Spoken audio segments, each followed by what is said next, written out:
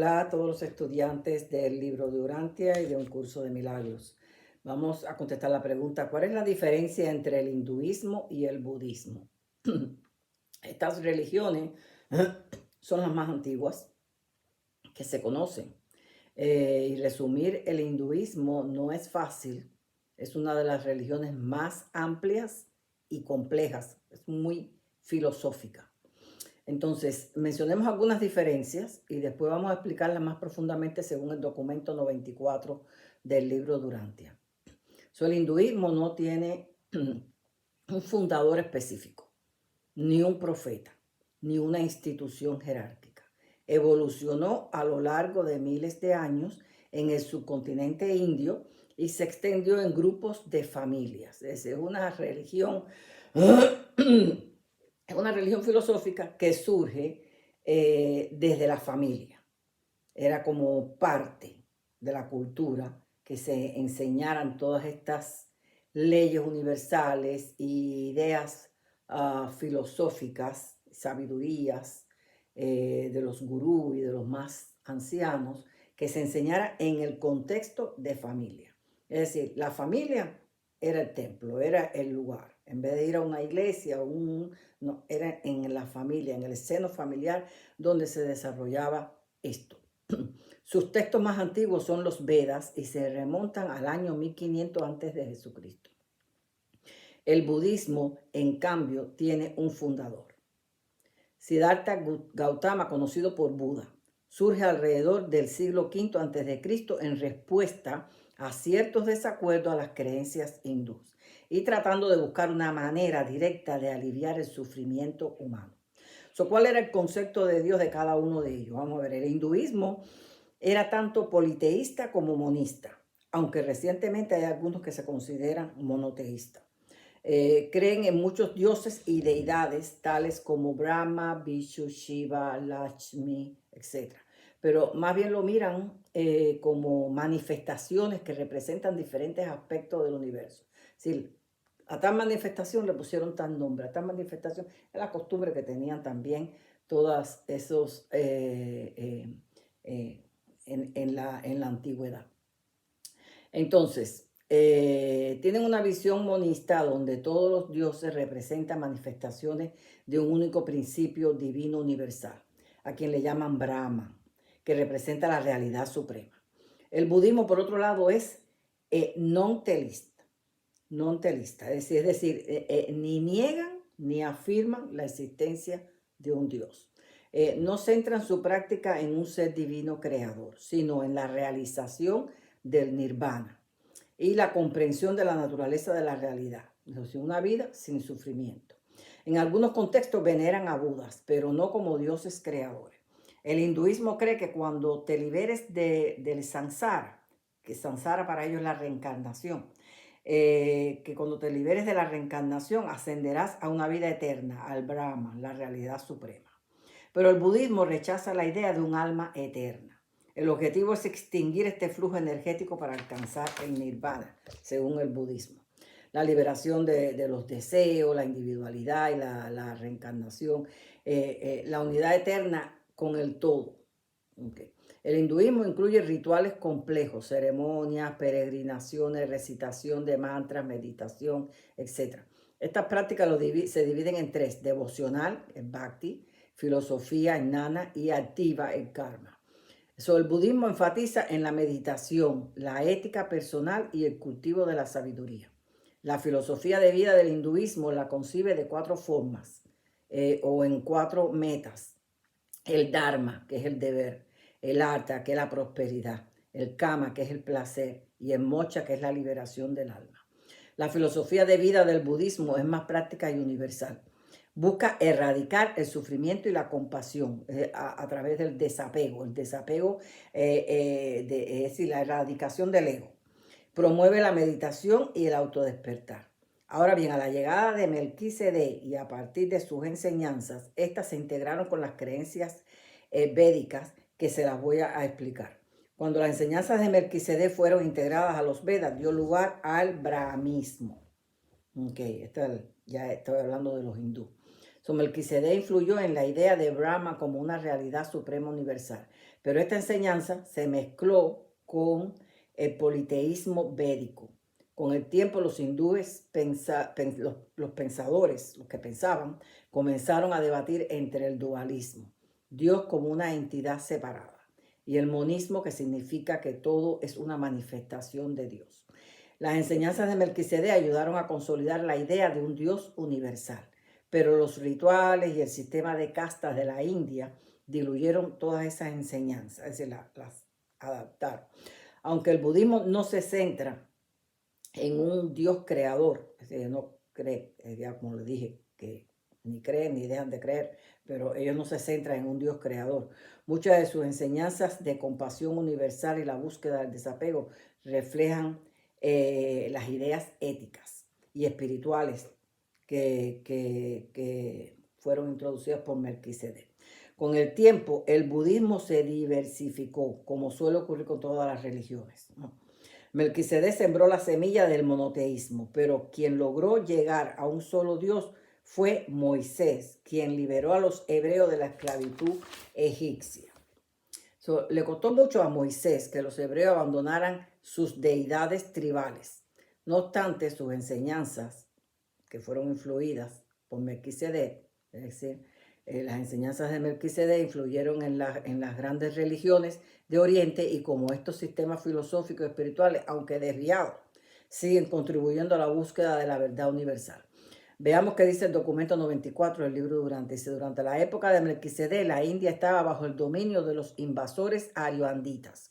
Estos llevaron consigo sus deidades tribales y prácticas religiosas que eran familiares, es decir, en contextos de familia. El padre era el sacerdote, la madre sacerdotisa, y el fogón era el altar de adoración. La religión védica estaba evolucionando. El politeísmo ario era una fragmentación del monoteísmo y trinitarismo original de los anditas. Su panteón comenzó a evolucionar hacia el monoteísmo incipiente con figuras como Agni y Prajapati, Brahma, considerados deidades supremas. Las misiones salemitas predicaban al único Dios de Melquisedec, pero al final los brahmines, aunque creían en una realidad suprema universal, también creían en las manifestaciones de los dioses védicos. Fue cuando recopilaron los textos sagrados, creando el Rig Veda y otros Vedas. Veda significa poesía sánscrita. Diálogos filosóficos, mitos y encantaciones ritualísticas, etc. Todo esto llevó a la formalización de los Vedas y al desarrollo de un sistema religioso profundamente complejo, que abarca desde conceptos elevados de la divinidad hasta supersticiones y prácticas ritualísticas.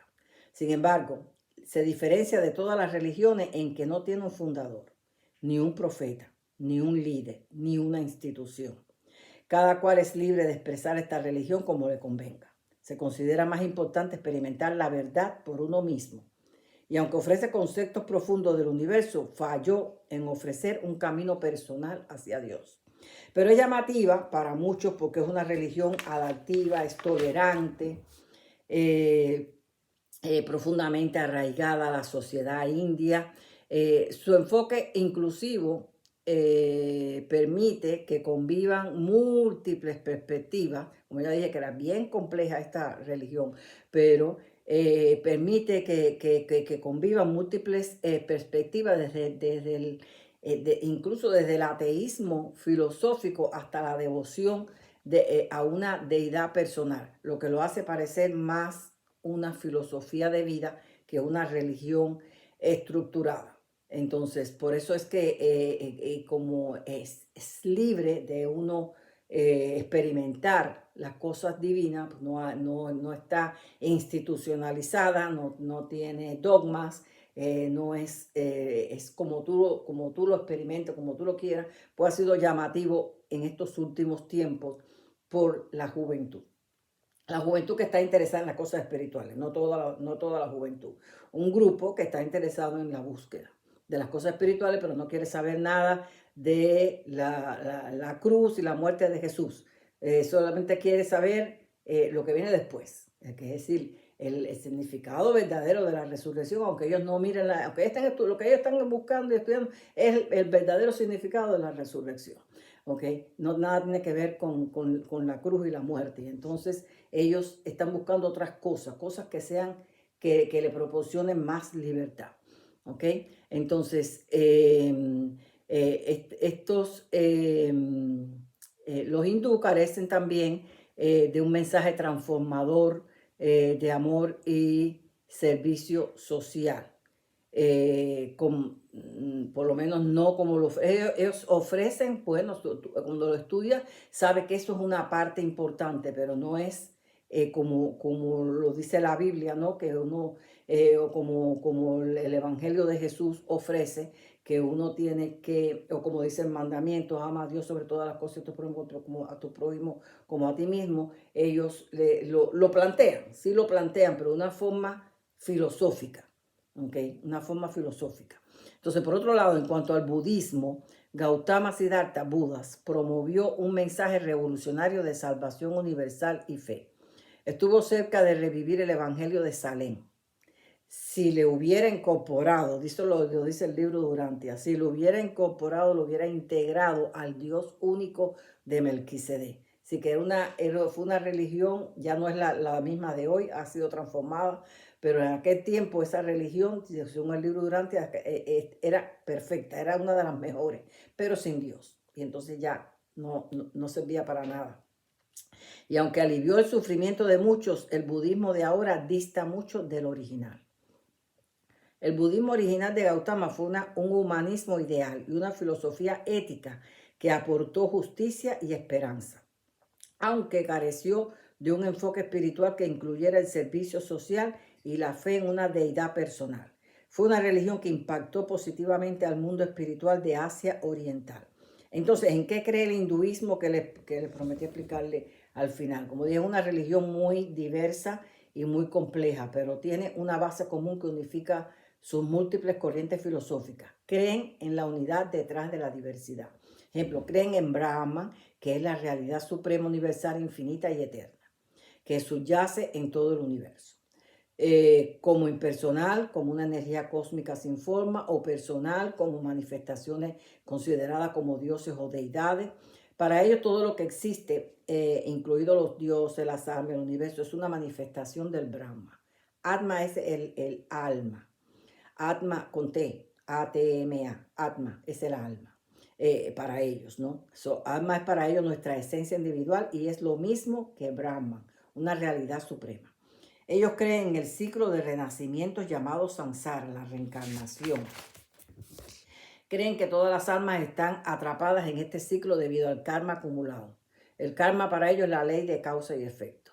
Para ellos cada acción buena o mala tiene consecuencias en esta vida o en las futuras. Creen que al final puede lograrse el moksha, que es la liberación de la rueda de Samsara, el cese de la reencarnación, que es el objetivo final del hinduismo. Y es que esto es lo que las semillas estelares, que yo ya le estoy hablando, porque yo estoy siguiendo a ese grupo, aunque es bien pequeño y es algo que está comenzando, pero es algo que está evolucionando con mucho sentido.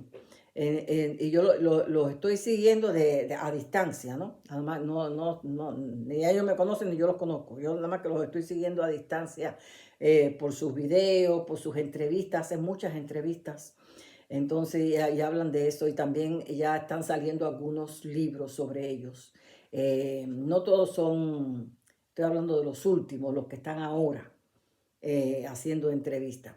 Y ellos plantean que el Samsara ya terminó, que ya comienza ahora una nueva era donde no hay reencarnación.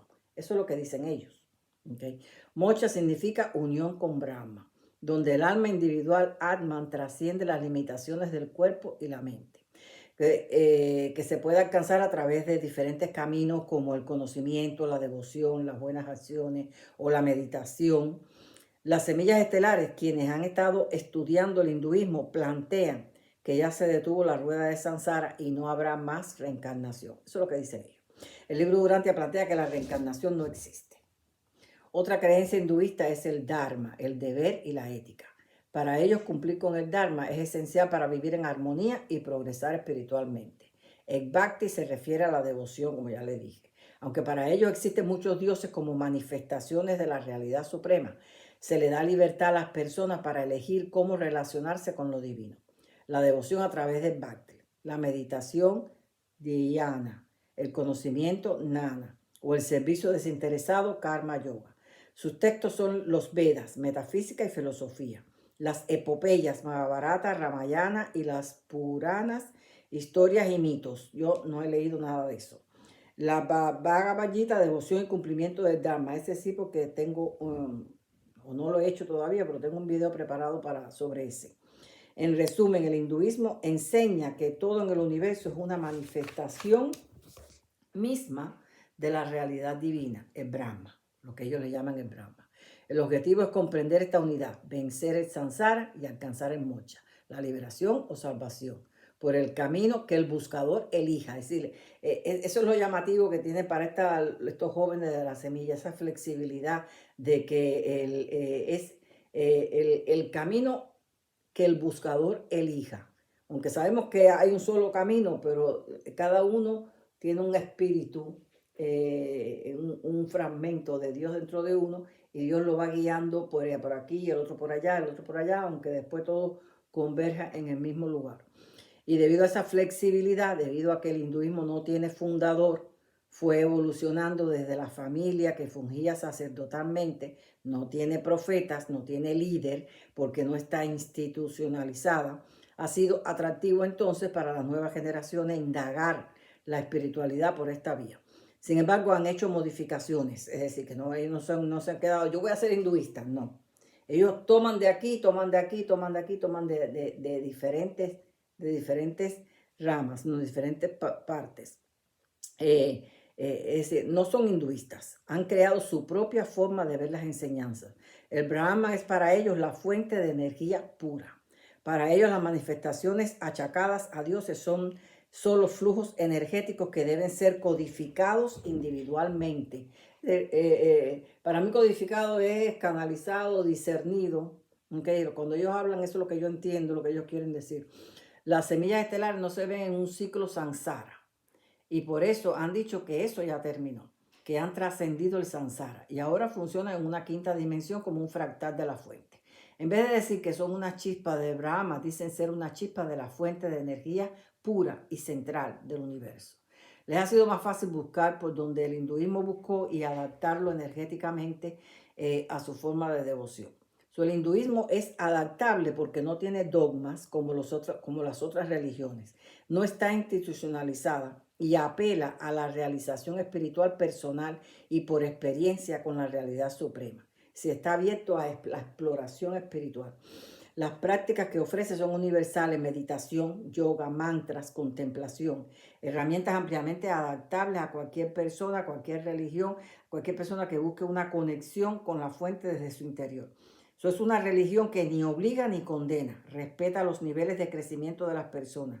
No hay dogmas ni mandamientos, solo sigue la voluntad de tu chispa interior. Para las semillas estelares, los dioses hindúes son arquetipos. Shiva representa la transformación y el cambio. Lakshmi simboliza la abundancia y la prosperidad. Saraswati conecta con la creatividad y el conocimiento. Los conceptos filosóficos y metafísicos, así como la sabiduría de los gurús, resuena mucho con ellos, con las semillas estelares. El balance de los chakras no es exclusivo del hinduismo. Muchos buscadores de la realidad divina han encontrado en este ejercicio una buena herramienta para descubrirse interiormente y poder unificar su ser.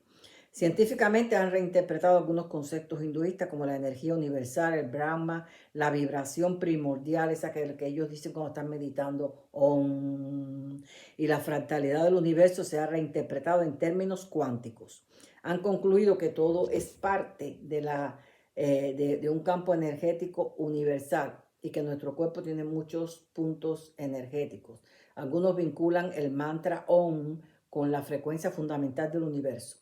Así, las nuevas generaciones han encontrado en el hinduismo una conexión entre la espiritualidad y la ciencia. Al final, el hinduismo ha superado en creces al budismo, puesto que el budismo original desapareció. Aún hay muchas religiones en el mundo, pero un día se unificarán con lo mejor de cada una de ellas, como ya lo dije en un video, que ese es el propósito final, que de cada una se saque lo mejor y se haga una sola, hasta llegar a ser una religión única y totalmente purificada de dogmas, de normas, de ritos, para poder ser uno, ¿ok? Con el todo. Así que bueno, los espero en el próximo video.